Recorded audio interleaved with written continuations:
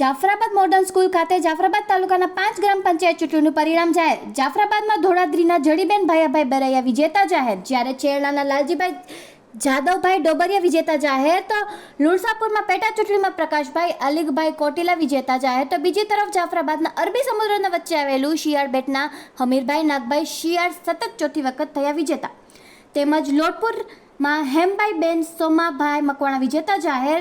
જાફરાબાદના modern school ખાતે ચુસ્ત police બંદોબસ્ત વચ્ચે મતગણતરી યોજાઈ હતી। તો બીજી તરફ વિજેતા ઉમેદવારોને વધાવવા માટે દરેક ગામના કર્મચારીઓ મોટી સંખ્યામાં ઉપસ્થિત રહ્યા હતા। રિપોર્ટર ઇમરાન શેખ, જાફરાબાદ। મારું નામ શિયાળ અમીરભાઈ નગાભાઈ શિયાળ, શિયાળબેટ, તાલુકો જાફરાબાદ, જિલ્લો અમરેલી। આજે ચોથી ટર્મ શિયાળબેટ ની અંદર સરપંચ તરીકે વિજેતા થયો છું અને ગામ લોકોએ ધોબે ને ખોબે મત આપી અને સર્વ ગામજનોનો હું આભાર વ્યક્ત કરું છું। વંદે માતરમ, ભારત માતા કી જય।